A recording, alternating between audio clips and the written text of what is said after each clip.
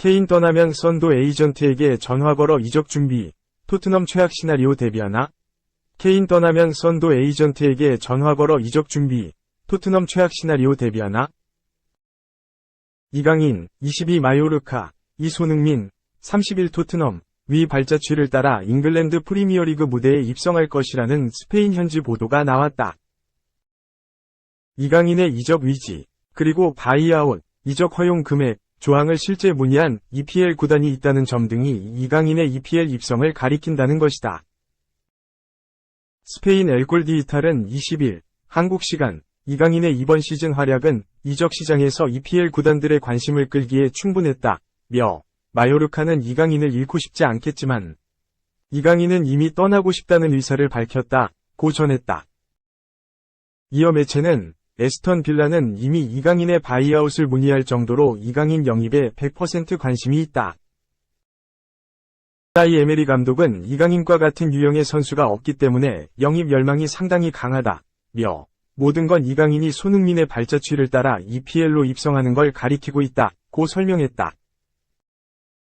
보도에 따르면 이강인은 2025년 6월까지 마요르카와 계약이 되어 있고 1,800만 유로, 약 262억 원, 위 바이아웃을 지불하면 마요르카 구단의 의사와 상관없이 이강인과 협상이 가능하다.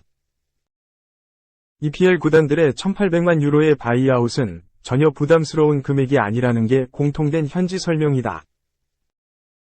에스턴 빌라가 가장 적극적으로 움직이고 있는 가운데 이미 브라이턴 앤 호브 알비온, 웨스트햄 유나이티드 등 EPL 구단 이적설도 꾸준히 되고 있다. 이적료는 바이아웃으로 정해져 있는 만큼 그야말로 뜨거운 영입전이 펼쳐질 것으로 보인다.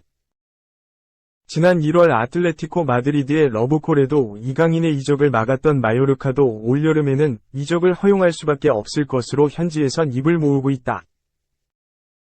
이강인을 영입할 당시 이적료 없이 자유계약을 통해 영입한 만큼 1,800만 유로의 수익을 얻고 이적시키는 건 결코 손해가 아니라는 의미다. 이미 이강인의 이적료 수익을 통해 영입할 선수들을 물색하고 있는 것도 같은 맥락이다.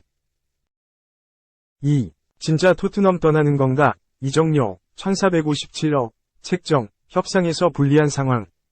토트넘의 해리 케인, 29, 이 올여름에 떠나게 될까?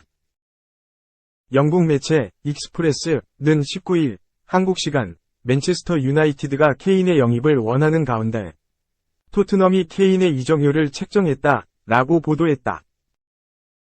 이어 토트넘은 계약 기간이 1년도 채 남지 않은 케인을 붙잡기 위해 치열한 경쟁을 벌이고 있다. 라고 덧붙였다.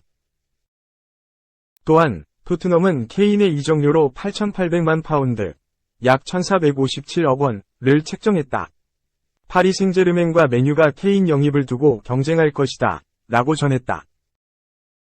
케인은 명실상부 프리미어리그 최고의 스트라이커다. 전 세계에서도 손에 꼽히는 수준이다. 매년 꾸준한 활약을 펼치고 있다. 올 시즌 총 42경기서 25골 4도움으로 펄펄 날고 있다. 특히 손흥민과 히샬리송, 데얀 클루셉스키 등 팀의 주축 공격수들이 모두 부상 등의 여파로 자리를 비운 바 있지만 케인은 줄곧 최전방을 지키며 팀을 이끌고 있다.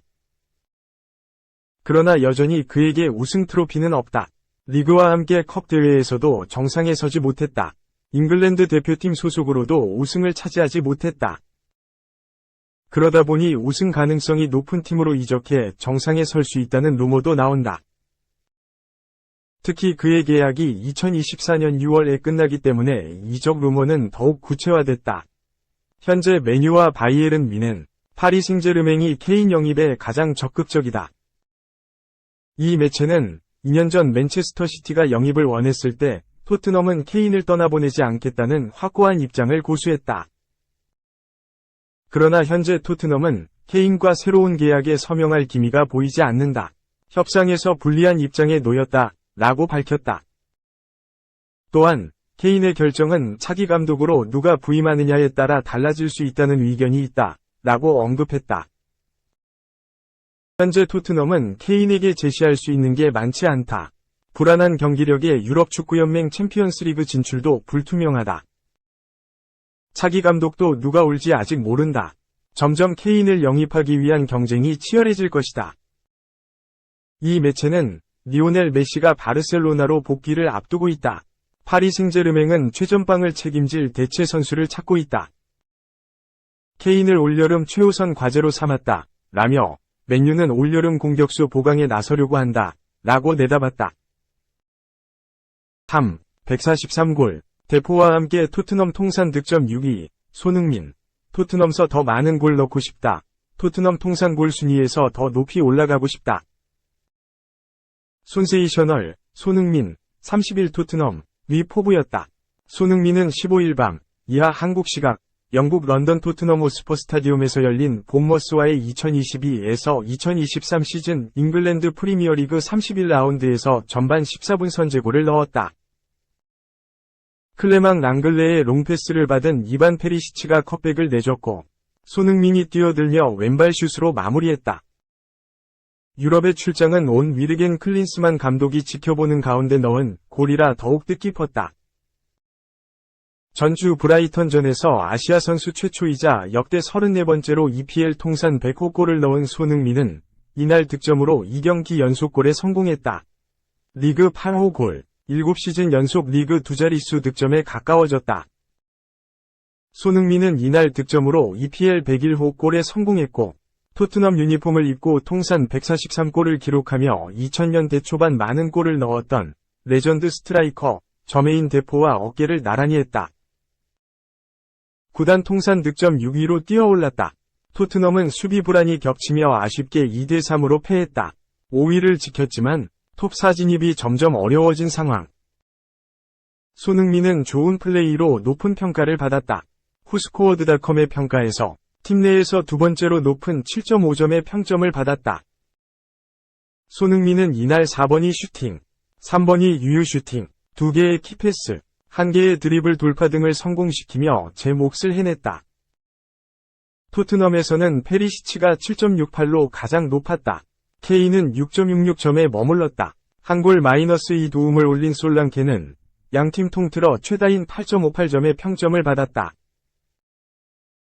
런던은 손흥민에게 팀 내 가장 높은 7점을 주면서 다시 한번 자신감 넘치는 플레이를 했다. 14분 만에 득점에 성공했다. 케인에게 득점에 됐어야 하는 가랑이 패스를 건넸다. 후반에도 열심히 달렸지만 그만큼 영향을 줄 수 있는 선수가 없었다. 는 평가를 했다. 손흥민은 최근 보다 공격적인 위치로 이동하며 살아나는 모습을 보이고 있다.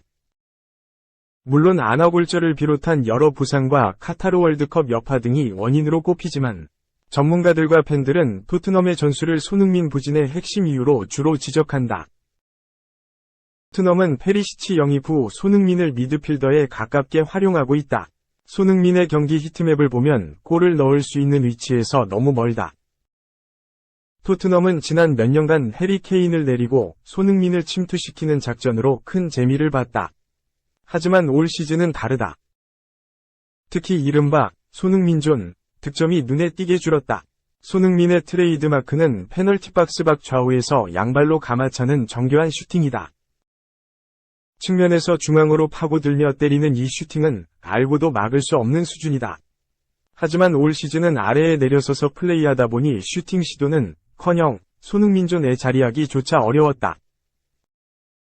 손흥민 대신 페리시치가 훨씬 높은 위치에서 플레이하고 있지만 아무래도 마무리면에서 손흥민과 비교하기 어렵다.